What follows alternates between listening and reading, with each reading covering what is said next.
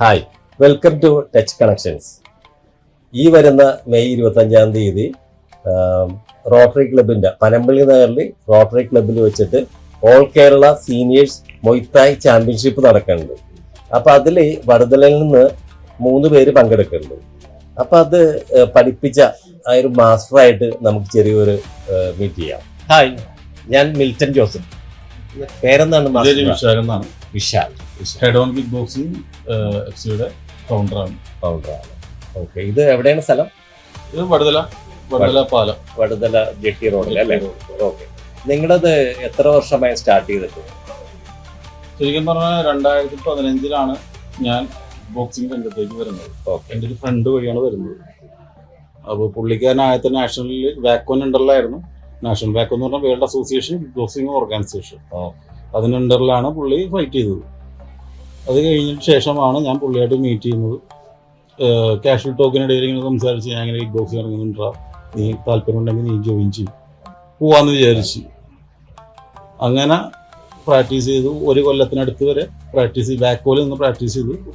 അതിനുശേഷം 2016 വിശാഖപട്ടണത്തിൽ വെച്ചായിരുന്നു senior championship. അതിൽ പങ്കെടുക്കാൻ പറ്റി. ഏത് ഏജിലാണ് ഇതിനോട് താല്പര്യം തുടങ്ങിയത്? അല്ലെങ്കിൽ എനിക്കത് ചെറുപ്പം മുതലുണ്ടായിരുന്നു. പിന്നെ നമുക്ക് ഒരു സ്റ്റാർട്ടിങ് എന്തായാലും കിട്ടണമല്ലോ. അപ്പോൾ ആ സമയം അപ്പൊ ഈ ചെറുപ്പത്തിലെ ഇപ്പൊ ഞാൻ വലിയൊരു കാര്യം പറയണമെന്നുണ്ടെങ്കിൽ ഞാൻ ക്രിക്കറ്റ് കുറച്ച് ഫാമിലാണ്. അപ്പൊ എനിക്ക് രവിശാസ്ത്രിയാണ് ഒരു പ്രചോദനം ഞാൻ എൻ്റെ ആ കാലഘട്ടത്തിൽ. അപ്പൊ ഞാൻ ക്രിക്കറ്റ് ബോംബെയിലൊക്കെ പോകുമ്പോൾ കളിക്കുമായിരുന്നു. ഇതേപോലെ തന്നെ അഹമ്മദാബാദ്, ബോംബെ, ബാംഗ്ലൂരൊക്കെ കളിക്കുമായിരുന്നു. ഞാൻ മുദ്ര എന്ന് പറഞ്ഞ കമ്പനിക്ക് വേണ്ടിയിട്ട് കളിച്ചിട്ടുണ്ട്. അപ്പൊ അതേപോലെ നിങ്ങൾക്കും ഒരാളുണ്ടാവുമല്ലോ ഈ ബോക്സിങ്ങിൽ, നിങ്ങൾ ആരെങ്കിലും ആരാധിക്കണ്ട അല്ലെങ്കിൽ എന്താണ് ഒരു പ്രചോദനം? അത് അങ്ങനെ വല്ലവരുണ്ടാ? ഇല്ല, അങ്ങനെ നോക്കണമെന്നുണ്ടെങ്കിൽ അങ്ങനെ ഇല്ലെന്ന് തന്നെ പറയാം. കാരണം സ്വയം നന്നാവാൻ വേണ്ടിയാണ് ശരിക്കും ഞാൻ കിക്ക് ബോക്സിങ്ങിലേക്ക് കടന്നത്. പണ്ട് എല്ലാവരും പോലെ ദുശീലങ്ങൾ എനിക്കുണ്ടായിരുന്നു. അതിൽ നിന്ന് റിക്കവർ ആവാൻ വേണ്ടിയാണ് ചേർന്നത്. അതിനുശേഷമാണ് ഇതിന്റെ സീരിയസ്നെസ് എനിക്ക് മനസ്സിലാവുകയും കഠിനമായ പ്രാക്ടീസും കാര്യങ്ങളും നടത്തുകയും നാഷണലിൽ ഇറങ്ങാൻ പറ്റിയത്, അതായത് കേരളത്തിന് വേണ്ടി ഇറങ്ങാൻ പറ്റിയത് അങ്ങനെയായിരുന്നു. എൻ്റെ സിഫു എന്ന് പറയുന്നത് KP നടരാജൻ എന്നാണ് സിഫുവിന്റെ പേര്. എൻ്റെ മാസ്റ്റർ രതീഷ് മാസ്റ്റർ. നിങ്ങൾ ഇതിലേക്ക് ഇറങ്ങിയപ്പോൾ നിങ്ങൾക്ക് ആരെങ്കിലും ഇത് വേണ്ട, ഇത് മോശമാണെന്നോ അങ്ങനെ എന്തെങ്കിലും നെഗറ്റീവായിട്ടുള്ള എന്തെങ്കിലും ഫീലിംഗ് ഉണ്ടായിട്ടുണ്ടോ? ഇല്ല, ഞാൻ ഇറങ്ങിയ സമയത്ത് വീട്ടുകാർ അത്യാവശ്യം പുച്ഛവും കാര്യങ്ങളൊക്കെ ഇരുന്നു. അവസാനം ഒരു കാര്യം മനസ്സിലായി. എൻ്റെ പ്രാക്ടീസും കാര്യങ്ങളും രാവിലെ പോവും, 5:30 പോവും, പിന്നെ 5:30 കഴിഞ്ഞ് പിന്നെ പോകേണ്ടത് പിന്നെ വൈകുന്നേരം പ്രാക്ടീസിന് പോകും. 5 മണിക്ക് പോയിട്ടുണ്ടെങ്കിൽ പിന്നെ 8 മണിക്ക് കാര്യങ്ങളൊക്കെ. അപ്പോൾ 2 മണിക്കൂർ 3 മണിക്കൂർ നമ്മൾ റെഗുലറായിട്ട് പ്രാക്ടീസ് ചെയ്താൽ മാത്രമേ നമുക്ക് കിക്ക് ബോക്സിംഗ് കവർ ചെയ്യാൻ പറ്റുള്ളൂ. ഇതിന്റെ എന്തെങ്കിലും ഹെൽത്ത് കൂടാനും നിങ്ങൾക്ക് സ്റ്റാമിന കൂടാനൊക്കെ അങ്ങനെ എന്തെങ്കിലും ഫുഡ് കാര്യങ്ങളൊക്കെ എന്താ? പ്രത്യേകിച്ച് ഡയറ്റ് ഉണ്ടാ? അല്ലെങ്കിൽ കിക്ക് ബോക്സിംഗ് ആണെങ്കിലും മൊയ്ത്തായി ആണെങ്കിലും ഏത് മാർഷൽ ആർട്ട് ആണെങ്കിലും നമുക്ക് ആദ്യം വേണ്ട സ്റ്റാമിന. അത് നമ്മൾ ഓടിയെടുത്തേ മാത്രമേ പറ്റുള്ളൂ. പിന്നെ ഫുഡ് കൺട്രോളിങ്, കൂടുതൽ മധുരം കഴിക്കാതിരിക്കുക, കറക്റ്റ് ഡയറ്റ് എടുക്കുക, അതൊക്കെ മെയിനാണ്. അത് കോമ്പറ്റീഷൻ സമയത്താണ് കൂടുതൽ പ്ലെയേഴ്സ് അത് നോക്കുന്നത്. അല്ലാത്തവർ എനിക്ക് തോന്നുന്നത് ഇല്ല, അങ്ങനെ ആരും ചെയ്യുന്നില്ല. കൂടുതലും അങ്ങനെയാണ് ഞാൻ കണ്ടുവരുന്നത്. പിന്നെ ഞാനിപ്പോൾ പിള്ളേരുടെ അടുത്ത്, എൻ്റെ ഇപ്പോൾ കോമ്പറ്റീഷൻ ഇറങ്ങാൻ പോകുന്ന പിള്ളേരുടെ അടുത്ത് പറയാറുള്ളത്, നിങ്ങൾ കറക്റ്റ് ഡയറ്റ് എടുക്കുക, കറക്റ്റ് ഉറക്കം കിട്ടണം. ഒരു 7-8 മണിക്കൂറെങ്കിലും കറക്റ്റ് ഉറക്കം നമുക്ക് ശരിയാവണം. അനുസരിച്ച് രാവിലെ എണീക്ക് എക്സസൈസ് ചെയ്യുക, വീണ്ടും വൈകുന്നേരം വന്നിട്ട് വീണ്ടും നമ്മുടെ എക്സസൈസും കാര്യങ്ങളും. ഒരു സംശയമാണ്, ഇപ്പൊ ഇതില് എന്തെങ്കിലും വല്ല പൊക്കോ അല്ലെങ്കിൽ തടിയാ അങ്ങനെ വല്ലതും വേണമെന്നുണ്ടോ? അല്ലെങ്കിൽ പൊക്കം കുറഞ്ഞ ആൾക്കാർ ഇത് ചെയ്യാൻ പറ്റുമോ? കാരണം ഇത് ഇടിയല്ല കൂടുതലും. അതായത് ആത്മവിശ്വാസം ഉണ്ടെങ്കിൽ എന്തും നടക്കും. അതിൽ പൊക്കം കൂടുതലായാലും ഒരു കുഴപ്പമില്ല, പൊക്കം ചെറുതായാലും കുഴപ്പമില്ല. അവന് റിങ്ങിലിറങ്ങി അവൻ്റെ ഒരു ആത്മവിശ്വാസം കളയാതെ മുന്നോട്ട് റിങ്ങിലിറങ്ങി ഫൈറ്റ് ചെയ്യാൻ പറ്റിയ ഓക്കെ വിന്നാണ്. നിങ്ങൾ ഇത് പഠിക്കാനുള്ള ഒരു സമയത്ത് ഇതേപോലെയുള്ള റോക്കി അതേപോലെയുള്ള സിനിമകളൊക്കെ കാണുമായിരുന്ന, അല്ലെങ്കിൽ മൈക്ക് ടൈസൺ അങ്ങനത്തെ അവരുടെയൊക്കെ ഫൈറ്റൊക്കെ സ്ഥിരം കാണുന്ന കൂട്ടത്തിലായിരുന്ന, അല്ലെങ്കിൽ ഓട്ടോമാറ്റിക് ആയിട്ട് ഇതിൽ വന്നാണെന്ന്? ഇല്ല, ഞാൻ അങ്ങനെ കാണാറൊന്നുമില്ല. പിന്നെ ഒരു പ്രത്യേക ഇഷ്ടം കൊണ്ടിട്ട് പ്രത്യേക ഇഷ്ടം കൊണ്ട് തന്നെ ഞാൻ പറഞ്ഞില്ല, എനിക്ക് നന്നാവാൻ വേണ്ടി ഞാൻ കയറിയതാണ്. ഓ ഓക്കെ. എങ്ങനെയുണ്ട് വീട്ടിൽ നിന്നുള്ള സപ്പോർട്ട്, അല്ലെങ്കിൽ ഫാമിലിയിൽ ആരെങ്കിലും നിങ്ങളെ നല്ലോണം സപ്പോർട്ട് ചെയ്യണ്ട, എങ്ങനെ ഇതിൽ കൊണ്ടുപോകാനായിട്ടുള്ള എന്തെങ്കിലും?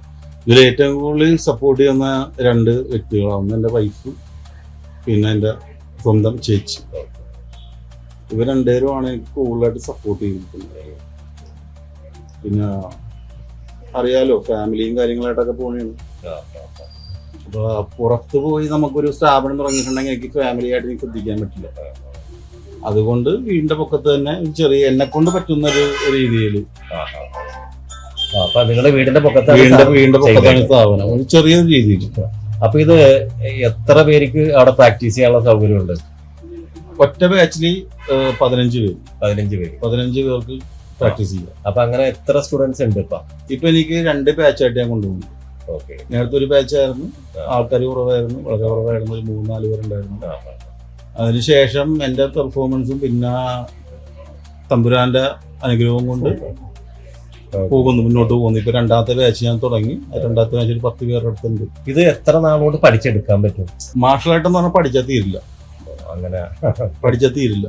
ഓരോ സമയം കഴിയുന്തോറും പുതിയ അറിവുകളും പുതിയ കിക്കുകളും പുതിയ പഞ്ചസും പുതിയ എൽബോ സ്ട്രൈക്കും കാര്യങ്ങളെല്ലാം നമുക്ക് പുതിയ അറിവായിട്ട് വന്നുകൊണ്ടിരിക്കും. അതിൽ സ്റ്റഡി ചെയ്യും. പിന്നെ ഫിസിക്കലായിട്ട് വന്ന ആൾക്കാരുണ്ട്, അതായത് അവർക്കൊന്ന് വണ്ണം കുറക്കണം, അങ്ങനെ വരുന്ന ആൾക്കാരുണ്ട്. അവർക്ക് 6 മാസം 1 ഇയർ ആകുമ്പോഴത്തേക്ക് അവർ വണ്ണം കുറഞ്ഞ് സെറ്റായിട്ടൊക്കെ പോകും. അല്ലാതെ പ്രൊഫഷണലായിട്ട് തന്നെ പിള്ളേരുണ്ട്. ഒരു 1 ഇയർ 1.5 ഇയർ നിന്ന് പഠിക്കണമെന്നുണ്ടെങ്കിൽ നമുക്ക് കോമ്പറ്റീഷൻ വേണ്ടി വരെ ഇറക്കാൻ പറ്റും. ഓക്കെ. ഇപ്പൊ നിങ്ങള് ഈ ഫസ്റ്റ് ടൈമാണ് നിങ്ങളുടെ ഈ പിള്ളേരെ മത്സരം? ഫസ്റ്റ് ടൈമാണ്. ഇപ്പൊ എത്ര പേരാണ് നിങ്ങൾ തയ്യാറാക്കിയേക്കണത്? ഇപ്പൊ നമുക്ക് ഞാൻ കിക്ക് ബോക്സിംഗ് ആണ് ഞാൻ മെയിനായിട്ട് ഞാൻ എടുക്കുന്നത്. K1 kick boxing. മുയ്ത്തായി ഞാനും ഇപ്പൊ പേഴ്സണലായിട്ട് പഠിച്ചുകൊണ്ടിരിക്കുകയാണ്. അതുകൂടാണ്ട് പിള്ളേർക്കും പഠിപ്പിച്ചു കൊടുക്കുന്നുണ്ട്. അങ്ങനെ 3 പേരാണ് ഇപ്പൊ ഇറങ്ങാൻ വേണ്ടി ഉദ്ദേശിക്കുന്നത്. ഇപ്പൊ നമ്മള് ഉൾക്കഴിഞ്ഞാല് എന്തെങ്കിലും അവിടെ നിന്ന് ട്രോഫി വല്ലതും കിട്ടുകയെന്ന് നിങ്ങൾക്കൊരു അങ്ങനെ ഇല്ല, അങ്ങനെ നമുക്ക് പറയാൻ പറ്റില്ല. കാരണം എന്ന് വെച്ചിട്ടുണ്ടെങ്കിൽ എല്ലാ പിള്ളേരും പഠിച്ച് വന്ന പിള്ളേർ ഇപ്പൊ 25-ാം തീയതി നടക്കുന്ന പ്രോഗ്രാമാണെങ്കിലും എല്ലാവരും കട്ട പ്രാക്ടീസായിട്ട് വന്ന ആൾക്കാരാണ്. എൻ്റെ പിള്ളേര് കട്ട പ്രാക്ടീസിന് വന്ന പിള്ളേരാണ്. ഇതിൽ 2 പേരും കൂടി ഏറ്റുമുട്ടാൻ നേരത്ത് ഏതെങ്കിലും ഒരാൾക്ക് മാത്രമേ വിജയം ഉണ്ടാവുള്ളൂ. അവന് നല്ലൊരു റിംഗ് എക്സ്പീരിയൻസ് കിട്ടും. ഇതിൽ നിന്ന് അവന് തെറ്റി അടുത്ത റിംഗിൽ കയറുമ്പോൾ അവനത് തിരുത്താൻ പറ്റും. ഇപ്പൊ റിംഗ് എക്സ്പീരിയൻസ് ആണ് ഞാൻ മെയിനായിട്ട് ഉദ്ദേശിക്കുന്നത്.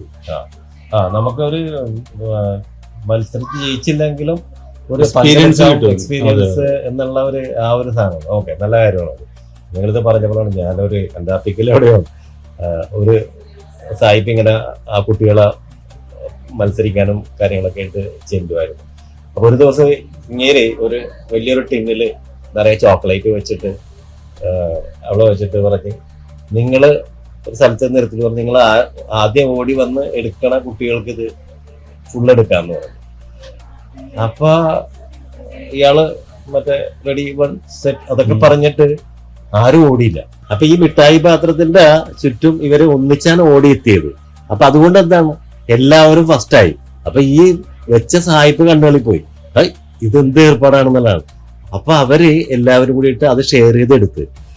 അപ്പോഴാണ് ഇയാളാകെ ഇത് വണ്ടടിച്ച്, ഇങ്ങനെ ഒരു സംഭവം ഉണ്ട്. അയാൾ പ്രതീക്ഷിച്ചത് ആരെങ്കിലും വന്ന് എടുക്കുന്നു. പക്ഷെ അവരെ പഠിപ്പിച്ചേക്കണത് നമ്മള് എല്ലാവരും ഷെയർ ചെയ്തെടുക്കുക എന്നുള്ളതാണ്. മത്സരത്തിന്റെ ആവശ്യമില്ല അവിടെ. കാരണം നമ്മളൊരു സമൂഹമായിട്ട് ജീവിക്കണേ, താനുണ്ടെങ്കിലും ഞാനല്ലേ, അങ്ങനെ സപ്പോർട്ട്. അപ്പൊ നിങ്ങൾ ഈ പറഞ്ഞു കഴിയുന്നതിന് എനിക്കൊരു ആ ഒരു നന്മയുടെ കാര്യം കൊണ്ടിട്ടാണ് ഞാനത് പറയാൻ കാര്യം. അപ്പൊ അതും നല്ല കാര്യമാണ്. ഇങ്ങനെക്ക് ഭയങ്കര സപ്പോർട്ടാണെന്ന് ഇങ്ങനെ ഇന്റർവ്യൂവിൽ പറഞ്ഞായിരുന്നു. അപ്പൊ എന്താണ് നിങ്ങൾ ആ രീതിയിൽ ചെയ്തതെന്ന് ഒന്ന് പറയാമോ? ആള് ഗൾഫിലായിരുന്ന ടൈമില് എന്നോട് ഇങ്ങനെ പറയുമായിരുന്നു, പഠിച്ചതും ഇത് ട്രെയിനായി കഴിഞ്ഞായിരുന്നല്ലോ. അപ്പൊ എന്നോട് പറയുമായിരുന്നു. അപ്പൊ ഞങ്ങള് നാട്ടിൽ വന്നു കഴിഞ്ഞാൽ ഇത് കണ്ടിന്യൂ ചെയ്യണമെന്ന് പറയുമായിരുന്നു. പിന്നെ നാട്ടിൽ വന്നു കഴിഞ്ഞ സമയത്ത് വേറെ ഒന്നും പ്ലാൻ ചെയ്തില്ല. ഇതിലോട്ട് തന്നെ നടന്നു ഒരു ഡിസ്ട്രിക്ട് സ്വന്തമായിട്ട് തുടങ്ങണമെന്നുള്ള ആഗ്രഹമുണ്ടായിരുന്നു. അപ്പൊ എനിക്കും അത് താല്പര്യമായിരുന്നു. ആൾ ട്രെയിൻ ഓപ്പറേറ്ററായിട്ട് ഗൾഫിൽ വർക്ക് ചെയ്യുമായിരുന്നു. പിന്നെ മാരേജ് കഴിഞ്ഞ് 1 വർഷം കഴിഞ്ഞ് അച്ഛൻ മരിച്ച ഒരു സാഹചര്യത്തിൽ നാട്ടിലോട്ട് വരേണ്ടി വന്നത്. അപ്പൊ ആ ഒരു സിറ്റുവേഷനിൽ അങ്ങനെ ഞങ്ങള് എന്തുകൊണ്ട് പഴയ ആ ഒരു ആഗ്രഹം തന്നെ അതിനെക്കുറിച്ച് ഡിസ്കസ് ചെയ്ത് അങ്ങനെയാണ് തുടങ്ങിയത്. ഫിനാൻഷ്യലി ഇപ്പൊ കുഴപ്പമില്ലാതെ പോകുന്നു. ഒരു വർഷത്തെ ആ ഒരു ബാക്കോട്ട് ചിന്തിച്ചു കഴിഞ്ഞാൽ നല്ല അച്ചീവ്മെന്റ് തന്നെ ഞങ്ങൾ വിചാരിച്ചതിനേക്കാൾ കൂടുതൽ അതെ അതെ അതെ. അതാ ശരിക്കും പറഞ്ഞാല് നമ്മള് ഏതൊരു മനുഷ്യന്റെ ജീവിതത്തില് വിജയത്തില് നേടിയുണ്ടാവും നിങ്ങൾക്ക് ചെയ്യാൻ പറ്റിയതിൽ വളരെ നല്ല കാര്യം. അപ്പൊ ഇത്രയും നേരം നമ്മളോട് സ്പെൻഡ് ചെയ്തതിൽ വളരെ താങ്ക്സ്. മെയ് 25-ന് പനമ്പള്ളി നഗറിലുള്ള റോട്ടറി ക്ലബിലാണ് ഈ മത്സരം നടന്നത്. MP ഹൈബി ഈഡനാണ് ഇനാഗുറേഷൻ നിർവഹിച്ചത്. വളരെ അധികം വാശിയേറിയതും കടുപ്പമേറിയതുമായ മത്സരമായിരുന്നു അവിടെ നടന്നത്. അത് കാണാനായിട്ട് വളരെയധികം ആൾക്കാരുണ്ടായിരുന്നു. ജെൻസിനും ലേഡീസിനും സെപ്പറേറ്റ് മത്സരങ്ങളുണ്ടായിരുന്നു.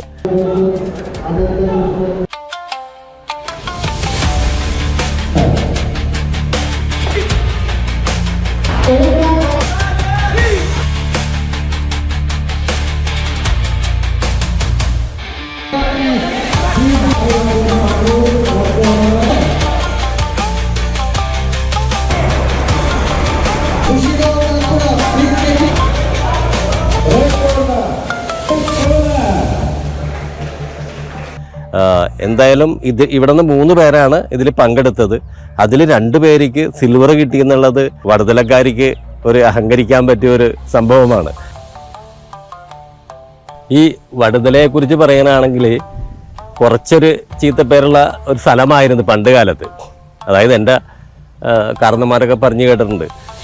വടുതല എന്ന് പറഞ്ഞാൽ വടി തലയിൽ വെച്ചിട്ടുള്ള ആൾക്കാരാണ് അവിടെ ഉണ്ടായിരുന്നെന്നാണ് പറയണത്. അതായത് പണ്ട് കാലത്ത് നമ്മൾ ഈ കായലും വയലും കാര്യങ്ങളൊക്കെ ഉണ്ടായിരുന്ന ഒരു സമയത്ത് കച്ചവടം ബിസിനസ് എല്ലാം നടന്നത് ആലപ്പുഴ മാർക്കറ്റിൽ കേന്ദ്രീകരിച്ചിട്ടാണ്. അപ്പോൾ ചിറ്റൂർ, ചെറായി, പറവൂർ അങ്ങനെയുള്ള കായലിൽ നിന്നെല്ലാം വലിയ വള്ളങ്ങളിലാണ് തേങ്ങ, നെല്ല്, കയറ് എന്നിവയെല്ലാം കടത്തി ആലപ്പുഴക്ക് എത്തിക്കണത്. അവിടെ കൊണ്ടുപോയി അത് വിറ്റഴിച്ച് അവർ കാശായിട്ടാണ് തിരിച്ചു പോകുന്നത്.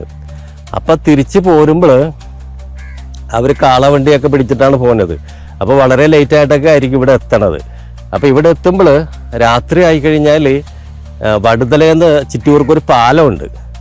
ആ പാലം അന്ന് കരണ്ടൊന്നും ഇല്ലാത്ത കാലമാണ് ഞാൻ പറയണത്. അപ്പോൾ ഈ രാത്രി കാലങ്ങളിൽ വരുമ്പോൾ ഈ വണ്ടിയിൽ ആയിരിക്കും ഈ കാശുള്ള ആളിരിക്കണത്. കാരണം ഏറ്റവും പ്രമാണിയുടെ നോട്ടക്കാരന് ആരെങ്കിലും ആയിരിക്കും ഇതും കൊണ്ട് പോണത്. അവൻ്റെ മടിയിലായിരിക്കും കാശിരിക്കണത്. അപ്പം ഇവർ തലക്കെട്ട് അടിച്ചിട്ട് ഇവനെ വീഴ്ത്തും. എന്നിട്ട് ഇവൻ്റെ കയ്യിലുള്ള കാശ് എടുത്തിട്ട് ഒന്നില്ലെങ്കിൽ അവനെ പുഴയിലേക്ക് എറിയും, അല്ലെങ്കിൽ അവൻ ബോധം കെട്ട് കിടക്കും. അങ്ങനെയുള്ള ഒരവസ്ഥ ഉണ്ടായിരുന്നു. അപ്പം അതാണ് ഈ വടി തല എന്ന് പറഞ്ഞു കേട്ടേക്കണം. അപ്പം അത് ലോപിച്ചാണ് വടുതല എന്ന് വന്നേക്കണമെന്ന് പൂർവികർ പറയണേട്ട. അപ്പം എനിക്ക് പറയാനുള്ളത് ഇതേപോലെയുള്ള ട്രെയിനിങ് കോഴ്സിൽ നമ്മുടെ പിള്ളേരെയൊക്കെ ചേർക്കണം നല്ലതായിരിക്കും. അല്ലെങ്കിൽ എന്തെങ്കിലും കളികളിൽ ജിമ്മോ അല്ലെങ്കിൽ ഷട്ടിലോ ഫുട്ബോളോ എന്തിനെങ്കിലുമൊക്കെ ഇവർ ചേർത്താൽ ഇപ്പോഴുള്ള ഈ ലഹരിയുടെ പുറകെ പോണ ഒരു സംഭവത്തിൽ നിന്ന് പിള്ളേർക്കൊരു മോചനം കിട്ടുമെന്നാണ് എനിക്ക് പറയാനുള്ളത്. കാരണം അവരുടെ തന്നെ ബോഡി ഒന്ന് നല്ല രീതിയിൽ പൊലിപ്പിക്കാനും ആ ഒരു ഷോ കാണിക്കാനും ഒക്കെയുള്ള ഒരു താല്പര്യത്തിലേക്ക് അവർ മാറും. അപ്പോൾ ഇതിൽ ചിലപ്പോൾ നമുക്ക് മന്ത്ലി ചിലപ്പോൾ ഒരു ഫീസൊക്കെ വരുമായിരിക്കും. അപ്പോൾ ഈ പാരൻസ് എല്ലാം അതൊരു നഷ്ടമാണെന്ന് വിചാരിക്കാതെ അത് അവരുടെ മക്കൾക്ക് വേണ്ടി ഒരു സുരക്ഷിതമായ ഒരു സംഭവമാണെന്ന് കരുതി അത് ചിലവഴിക്കണമെങ്കിൽ നമ്മുടെ മക്കൾ അല്ലെങ്കിൽ അടുത്ത തലമുറ കുറച്ചും കൂടി ബെറ്റർ ആയിട്ട് വരും എന്നാണ് എനിക്ക് പറയാനുള്ളത്. അപ്പോൾ എന്തായാലും ഈ വീഡിയോ നിങ്ങൾ കണ്ടിട്ട് ഇഷ്ടപ്പെട്ടെന്ന് വിചാരിക്കണം. അപ്പോൾ അടുത്ത വീഡിയോ ആയിട്ട് കാണും വരെ ഗുഡ് ബൈ.